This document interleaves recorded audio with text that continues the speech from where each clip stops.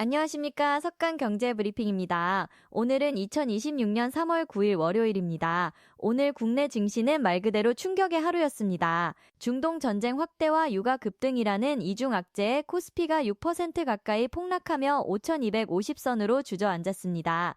외국인은 3조 원이 넘는 자금을 빼내갔고 개인 투자자들은 4조 원을 매수하며 맞섰습니다. 과연 이 급락장에서 어떤 전략이 필요한지 박 교수님과 함께 깊이 있게 분석해 보겠습니다. 박 교수님 안녕하십니까? 네, 안녕하십니까. 오늘 시장은 정말 극단적인 변동성을 보였습니다. 여러 요인이 복합적으로 작용한 결과인데요. 차근차근 짚어보겠습니다. 먼저 오늘 국내 증시 마감 상황부터 살펴보겠습니다. 코스피는 5,251.87로 마감했는데요. 무려 5.96% 급락했습니다. 코스닥 데이터는 현재 집계 중이지만 코스피만 봐도 시장의 충격이 얼마나 컸는지 알 수 있습니다. 박 교수님 6% 가까운 낙폭은 상당히 이례적인데요. 그렇습니다. 코스피가 하루에 6% 가까이 하락한 것은 올해 들어 가장 큰 낙폭입니다. 직접적인 원인은 중동 정세 악화와 유가 급등이지만 그 이면에는 더 복잡한 구조가 있습니다. 우선 WTI 원유 가격을 보시면 103.65달러로 무려 14.03%나 급등했습니다. 이건 단순한 상승이 아니라 오일 쇼크 수준입니다. 100달러를 넘어선 것도 모자라 110달러를 향해 가고 있는 상황이군요. 이게 시장에 미친 영향이 컸을 것 같은데요? 맞습니다. 유가 급등은 여러 경로로 증시에 악영향을 줍니다. 첫째, 인플레이션 재점화 우려입니다. 각국 중앙은행들이 금리 인하를 고려하던 시점에 유가가 이렇게 치솟으면 통화정책 정상화가 지연될 수밖에 없습니다. 둘째, 기업 수익성 악화입니다. 특히 한국처럼 에너지 수입 의존도가 높은 국가는 원가 상승 압력이 직격탄으로 작용합니다. 셋째, 소비 심리 위축입니다. 유류비 상승은 가계 가처분 소득을 직접 감소시킵니다. 그런데 오늘 특징적인 건 외국인과 개인의 극명한 대조였습니다. 외국인이 3조 원을 순매도할 때 개인은 4조 원을 순매수했다고 하는데요. 네, 이 부분이 매우 중요합니다. 외국인은 3조 1천억 원을 매도했고 개인은 4조 원을 매수했습니다. 개인 투자자들이 외국인 매도 물량을 전부 받아낸 셈입니다. 이걸 어떻게 해석해야 할까요? 두 가지 시각이 있습니다. 긍정적으로 보면 개인들이 저점 매수 기회로 판단했다는 것입니다. 코스피 5천선은 역사적으로 강력한 지지선이었고 밸류에이션 측면에서도 매력적인 수준이라는 판단이죠. 하지만 부정적으로 보면 과도한 낙관론이나 물타기 성격의 매수일 수 있습니다. 특히 신용융자 잔고가 사상 최고 수준인 상황에서 추가 하락 시 반대 매매 위험이 커집니다. 그 신용융자 얘기가 나왔는데 기사를 보니 빚내서 산 주식이 부메랑이 될 수 있다는 우려가 나오고 있더라고요. 매우 중요한 지적입니다. 현재 신용융자 잔고가 역대 최고 수준입니다. 시장이 상승할 때는 레버리지가 수익을 증폭시키지만 하락장에서는 손실을 가속화합니다. 특히 오늘처럼 6% 급락하면 신용 유지율이 급격히 떨어지고 추가 증거금을 내지 못하면 반대 매매가 강제 집행됩니다. 이게 또 다른 매도 압력으로 작용해 악순환을 만들 수 있습니다. 실제로 일부 증권사에서는 대규모 반대 매매 공포가 확산되고 있다는 보도도 나왔습니다. 개별 종목들을 보면 더 충격적입니다. 삼성전자가 17만 3,500원으로 7.81% 하락했고 SK 하이닉스는 83만 6천원으로 9.52%나 폭락했습니다. 반도체 업종이 특히 큰 타격을 받았는데요. 반도체 업종의 급락은 여러 요인이 복합적으로 작용했습니다.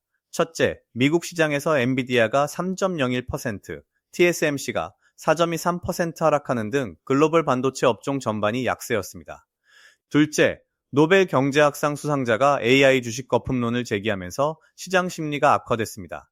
결국 수익은 0원이 된다는 섬뜩한 경고가 나왔죠. 셋째, 유가 급등으로 인한 원가 상승 우려입니다. 반도체 제조는 에너지 집약적 산업이기 때문에 유가 상승이 수익성에 직접 영향을 줍니다. 그런데 한미반도체도 30만 5천원으로 8.55% 급락했습니다. 반도체 장비주까지 동반 하락한 건가요? 맞습니다. 반도체 밸류체인 전반이 타격을 받았습니다. 특히 한미반도체는 최근 실적 기대감으로 많이 올랐던 종목인데 이런 급락장에서는 수익 실현 매물이 집중되는 경향이 있습니다. 또한 반도체 업황 사이클에 대한 우려도 작용했습니다. AI 붐이 과열됐다는 지적이 나오면서 반도체 수요 전망에 의문이 제기되고 있습니다. 자동차 업종도 상황이 좋지 않습니다. 현대차가 50만 7천원으로 8.32% 하락했는데요. 자동차 업종은 유가 급등의 직접적인 피해 업종입니다. 유가가 오르면 소비자들의 자동차 구매 심리가 위축되고 특히 대형차나 SUV 수요가 감소합니다. 또한 제조 원가도 상승합니다. 현대차의 8.32% 하락은 이런 우려를 반영한 것입니다. 다만 현대차는 전기차 라인업 확대로 장기적으로는 유가 변동성에 대한 해지 효과가 있을 수 있습니다. 그나마 선방한 종목도 있습니다. 한화 시스템이 16만 2,700원으로 2.39% 상승했는데 방산주는 어땠나요? 흥미로운 부분입니다. 한화 시스템은 상승했지만 LIG 넥스원은 79만 6천 원으로 4.56% 하락했습니다. 방산주도 뚝 떨어졌다는 기사 제목처럼 중동 전쟁 확대에도 불구하고 방산주가 전반적으로 약세를 보인 건 의외입니다. 이는 두 가지로 해석됩니다. 첫째, 이미 방산주가 지정학적 리스크를 선반영해서 고평가 상태였다는 것입니다. 둘째, 시장 전반의 리스크 오프 분위기에서 모든 주식이 매도 대상이 됐다는 것입니다. 한화 시스템의 상승은 개별 호재나 기술적 반등일 가능성이 큽니다. 에너지 업종은 어떻습니까? 두산 에너빌리티가 96,200원으로 1.84% 하락했는데 유가 상승의 수혜주는 없었나요? 두산에너빌리티의 하락은 전체 시장 분위기를 반영한 것입니다. 실제로 유가 급등의 직접적인 수혜는 정유주나 에너지 관련 ETF가 받습니다.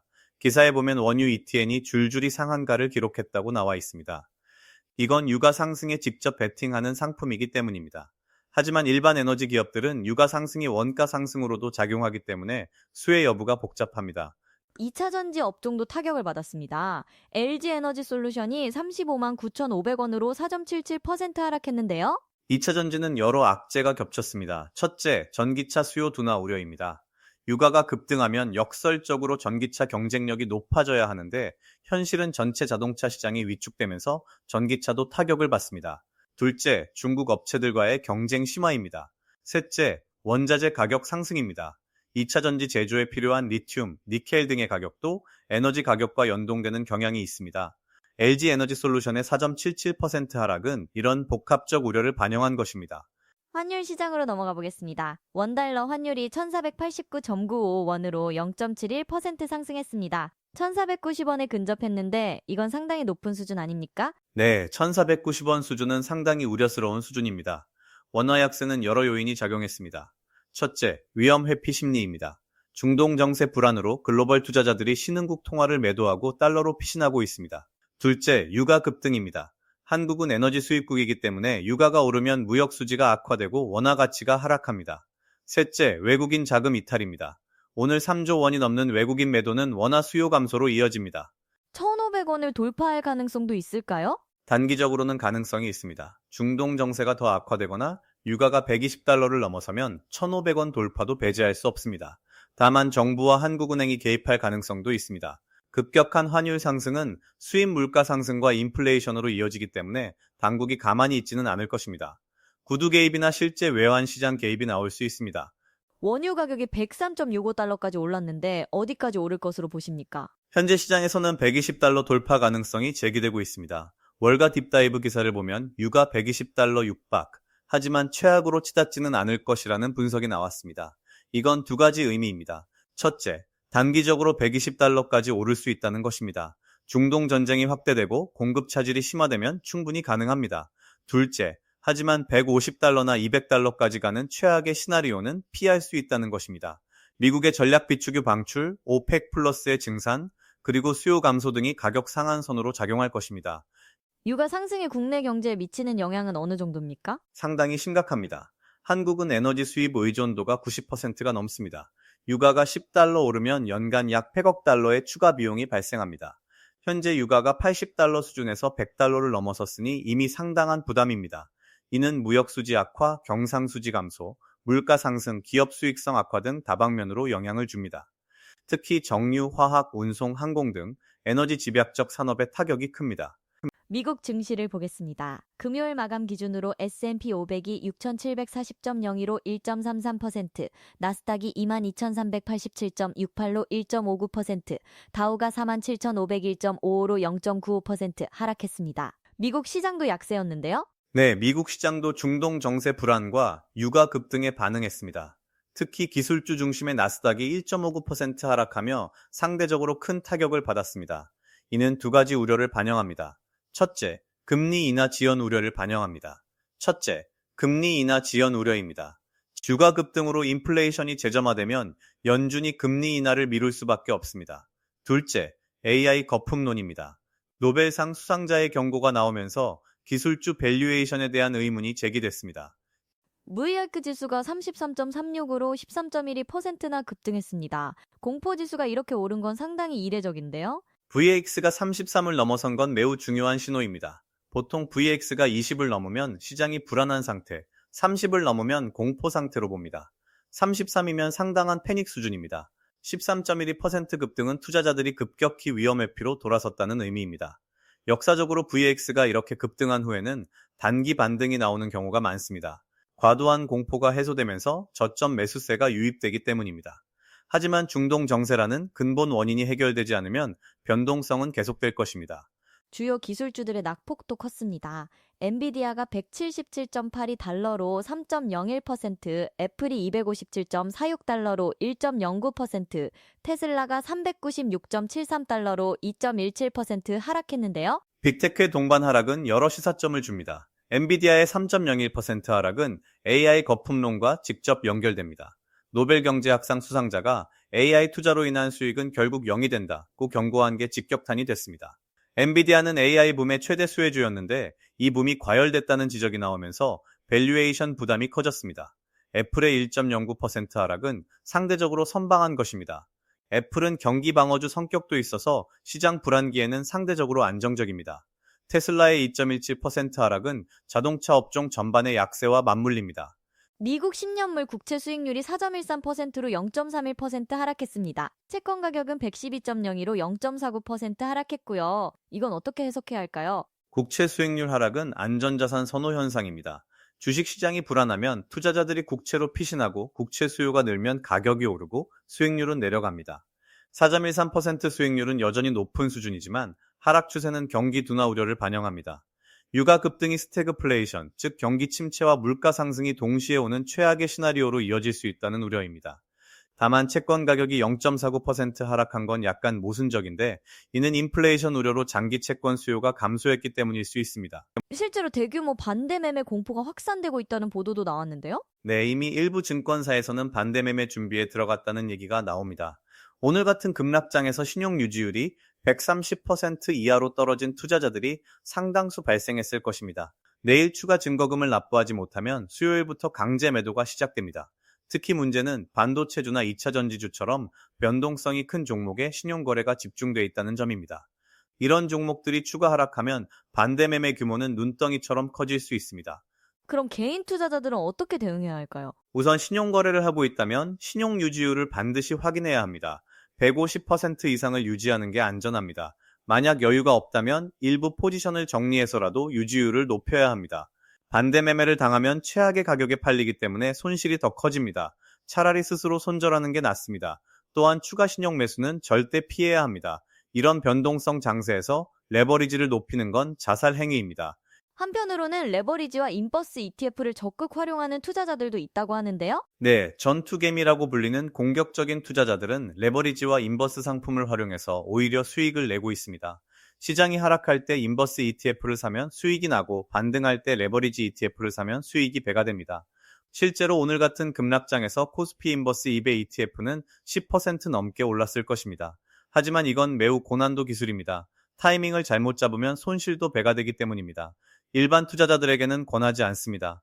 증권사들은 이런 변동장에서 오히려 수혜를 본다는 분석도 나왔는데요. 맞습니다. 변동장에 오히려 이익 는다는 기사 제목처럼 증권사는 거래대금이 늘면 수수료 수익이 증가합니다. 오늘 코스피 거래대금이 평소보다 크게 늘었을 것입니다. 공포와 탐욕이 교차하면서 매매가 폭발적으로 증가하기 때문입니다. 또한 변동성이 크면 파생 상품 거래도 늘어납니다. 옵션이나 선물 거래가 활발해지면 증권사의 수익이 증가합니다. 실제로 과거 금융위기 때도 증권사 실적은 나쁘지 않았습니다. 방어주에 대한 관심도 높아지고 있습니다. 내일 또 폭락하면 어쩌지라는 불안감 속에서 방어주를 찾는 방법은 무엇입니까? 방어주의 기본 조건은 세 가지입니다. 첫째, 안정적인 현금 흐름입니다. 경기 변동에 관계없이 꾸준히 돈을 버는 기업이죠. 통신, 유틸리티, 필수 소비재 같은 업종이 대표적입니다. 둘째, 높은 배당 수익률입니다. 주가가 떨어져도 배당으로 손실을 일부 상쇄할 수 있습니다. 셋째, 낮은 부채 비율입니다. 재무구조가 튼튼해야 위기 상황에서도 버틸 수 있습니다. 구체적으로는 KT, SK텔레콤 같은 통신주, 한국전력 같은 유틸리티주, 그리고 배당 ETF 등을 고려할 수 있습니다. 배당과 관련해서 중요한 세제 변화가 있었죠? 배당과 이자 소득 연 2천만 원까지 분리과세가 시행됐다고 하는데요. 네, 이건 매우 중요한 변화입니다. 기존에는 금융소득이 2천만 원을 넘으면 다른 소득과 합산해서 종합과세를 받았습니다. 최고 세율이 45%까지 올라갈 수 있었죠. 하지만 이제는 2천만 원까지는 분리과세로 30%만 내면 됩니다. 고소득자들에게는 상당한 절세 효과가 있습니다. 이는 배당주 투자 매력을 높이는 요인입니다. 특히 은퇴자나 보수적인 투자자들이 배당주 포트폴리오를 구성하는 데 유리해졌습니다. 암호화폐 시장으로 넘어가 보겠습니다. 비트코인이 67,747달러로 2.69% 상승했습니다. 주식시장이 폭락하는데 비트코인은 올랐다는 게 흥미롭습니다.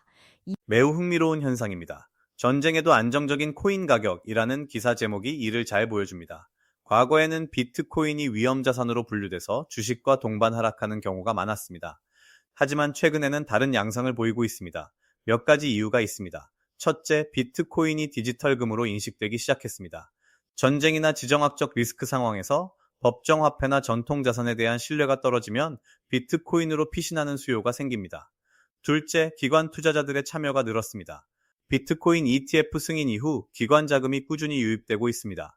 셋째, 중동 지역 투자자들의 자금 이동 가능성입니다. 전쟁 지역 주변 국가들이 자산을 비트코인으로 옮기는 경우가 있습니다.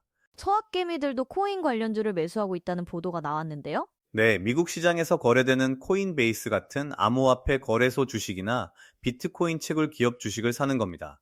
직접 비트코인을 사는 것보다 주식으로 간접 투자하는 전략입니다. 이유는 몇 가지가 있습니다. 첫째, 세금 문제입니다. 한국에서 암호화폐 거래 차익은 내년부터 과세 대상인데 해외 주식은 2천만 원까지 비과세입니다. 둘째, 레버리지 효과입니다. 코인 관련주는 비트코인 가격보다 변동성이 큰 경우가 많아서 수익률이 높을 수 있습니다. 셋째, 익숙함입니다. 암호화폐 거래소보다 증권 계좌가 더 익숙한 투자자들이 많습니다. 반면 금 가격은 5,104.1달러로 0.82% 하락했습니다. 전통적인 안전자산인 금이 떨어진 건 의외인데요. 금 가격 하락은 단기적인 차익 실현으로 보입니다. 금은 최근 몇 주간 크게 올랐습니다.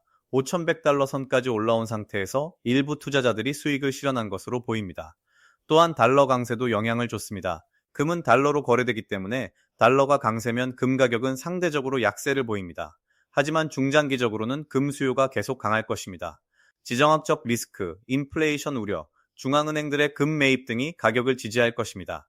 앞으로 시장 전망은 어떻게 보십니까? 추가 하락 가능성이 있을까요? 단기적으로는 변동성이 계속될 것으로 봅니다. 중동 정세가 변수입니다. 전쟁이 확대되면 추가 하락 가능성이 있고 진정 국면으로 가면 반등할 수 있습니다. 유가도 마찬가지입니다. 120달러를 넘어서면 시장에 추가 충격이 오고 100달러 아래로 내려오면 안도 랠리가 나올 수 있습니다. 다만 몇 가지 긍정적인 요소도 있습니다. 첫째, 코스피 5천선은 역사적으로 강력한 지지선입니다. 기사에도 나왔듯이 코스피 5천선은 강력한 지지선이라는 분석이 많습니다. 밸류에이션 측면에서 매력적인 수준이기 때문입니다. 구체적으로 어떤 전략이 필요할까요? 여러 전략을 병행해야 합니다. 첫째, 현금 비중 확대입니다. 불확실성이 큰 시기에는 현금을 보유하는 것 자체가 전략입니다. 기회가 왔을 때 매수할 여력을 남겨둬야 합니다. 둘째, 분할 매수입니다. 한 번에 몰빵하지 말고 여러 번에 나눠서 사는 겁니다. 오늘 사고 내일 더 떨어지면 또 사고, 이런 식으로 평균 단가를 낮춰가는 전략입니다. 셋째, 방어주 비중 확대입니다. 앞서 말한 통신주, 유틸리티주, 배당주 등으로 포트폴리오를 재편하는 겁니다. 공격적인 투자자들은 어떤 기회를 노려볼 수 있을까요? 기사에 중동발 변동성, 주도주 비중 확대 기회라는 분석이 나왔습니다. 이건 맞는 말입니다. 급락장은 우량주를 싸게 살 수 있는 기회이기도 합니다. 특히 실적은 좋은데 시장 분위기 때문에 같이 떨어진 종목들이 있습니다. 삼성전자나 SK하이닉스 같은 반도체주가 대표적입니다. 10% 가까이 떨어졌지만 장기적으로 AI와 데이터 센터 수요는 계속 증가할 것입니다. 현재 가격은 매력적인 진입 기회일 수 있습니다. 다만 추가 하락 리스크를 감안해서 분할 매수해야 합니다. 유가 상승 수혜주는 없을까요? 정유주가 대표적입니다. SK이노베이션, S-오일, 현대오일뱅크 같은 기업들은 유가 상승 시 재고 평가 이익이 발생합니다. 또한 정제 마진도 개선될 수 있습니다. 원유 ETN도 직접적인 수혜 상품입니다. 오늘 상한가를 기록했다는 기사가 나왔죠. 하지만 주의할 점은 유가가 너무 오르면 경기 침체 우려로 오히려 정유주가 하락할 수 있다는 겁니다. 적정 수준의 유가 상승일 때만 수혜를 봅니다. 코스닥 액티브 ETF가 곧 출시된다는 소식도 있던데요? 네, 삼성자산운용과 타임폴리오 자산운용이 동시에 코스닥 액티브 ETF를 출시합니다. 이건 중요한 변화입니다. 기존 ETF는 지수를 그대로 추종하는 패시브 상품이었습니다. 하지만 액티브 ETF는 운용사가 종목을 선별해서 지수 대비 초과 수익을 추구합니다. 코스닥 150 쏠림 현상 완화 기대라는 기사 제목처럼 특정 종목에 자금이 집중되는 문제를 완화할 수 있습니다. 또한 투자자 입장에서는 선택지가 늘어나는 장점이 있습니다. 두 운용사의 상품은 어떻게 다릅니까? 세부 전략은 출시 후에 봐야 알겠지만 기본적으로 종목 선정 기준과 리밸런싱 주기 등이 다를 것입니다. 삼성은 대형 운용사로서 안정적인 운용을 강조할 것이고 타임폴리오는 쿼트 전략을 활용한 차별화를 시도할 것으로 보입니다. 투자자들은 두 상품의 보수, 운용 전략, 과거 유사 상품의 성과 등을 비교해서 선택하면 됩니다. 관전 포인트는 누가 더 좋은 성과를 내느냐입니다. 현대차증권이 우리 사주 대출이자 지원을 연장했다는 소식도 있습니다. 이건 임직원 복지 차원의 조치입니다. 주주가치 제고를 목적으로 한다고 밝혔는데 우리 사주 제도를 활성화해서 임직원들이 회사 주인 의식을 갖게 하려는 것입니다. 대출이자를 지원하면 임직원들이 부담 없이 우리 사주를 매입할 수 있습니다. 이는 장기적으로 주가 안정에도 도움이 됩니다. 우리 사주 물량은 시장에서 쉽게 매도되지 않기 때문입니다. 이번 주 주요 일정은 어떻게 됩니까? 이번 주는 중동 정세와 유가 동향을 계속 주시해야 합니다. 미국에서는 소비자 물가지수 발표가 예정돼 있을 수 있는데 이게 연준의 금리 정책에 영향을 줍니다. 국내에서는 수출입 통계가 나올 예정인데 유가 상승이 무역 수지에 어떤 영향을 줬는지 확인할 수 있습니다. 또한 주요 기업들의 실적 발표도 계속됩니다. 실적이 기대치를 상회하는 기업들은 이번 조정장에서 상대적으로 선방할 것입니다. 개인 투자자들에게 당부하고 싶은 말씀이 있으시다면? 가장 중요한 건 감정적으로 대응하지 않는 것입니다. 오늘 6% 급락했다고 패닉에 빠져서 모든 걸 팔아버리거나 반대로 지금이 기회다라며 무리하게 빚내서 사는 건 위험합니다. 냉정하게 자신의 투자 원칙을 지켜야 합니다. 장기 투자자라면 이런 변동성은 지나가는 과정일 뿐입니다. 우량주를 싸게 살 기회로 활용하면 됩니다. 단기 투자자라면 손절 라인을 명확히 정하고 지켜야 합니다. 그리고 무엇보다 신용거래는 정말 조심해야 합니다. 레버리지는 수익도 키우지만 손실은 더 크게 키웁니다. 네, 오늘은 정말 격동의 하루였습니다. 중동 전쟁 확대와 유가 급등으로 코스피가 6% 가까이 급락했고 외국인은 3조 원을 순매도했지만 개인은 4조 원을 순매수하며 맞섰습니다. 박 교수님 마지막으로 한 말씀 부탁드립니다. 위기는 언제나 기회와 함께 옵니다. 오늘 같은 급락장은 분명 두렵습니다. 하지만 역사적으로 보면 이런 급락 후에 좋은 수익 기회가 왔던 경우가 많습니다. 중요한 건 준비된 자세입니다. 현금을 확보하고 우량주 리스트를 만들어두고 분할 매수 계획을 세워두는 겁니다. 그리고 절대 빚내서 투자하지 마열시오. 자기 돈으로 잃어도 괜찮은 범위 내에서 장기적 관점으로 투자하시기 바랍니다. 이번 변동성도 지나갈 것입니다. 네, 좋은 말씀 감사합니다. 오늘 석간 경제 브리핑에서는 코스피 6% 급락의 원인과 배경, 그리고 향후 대응 전략까지 살펴봤습니다. 중동 정세와 유가 동향을 계속 주시하시고 감정적 대응보다는 냉정한 판단으로 이 위기를 기회로 만드시기 바랍니다. 지금까지 석간 경제 브리핑이었습니다. 감사합니다. 감사합니다.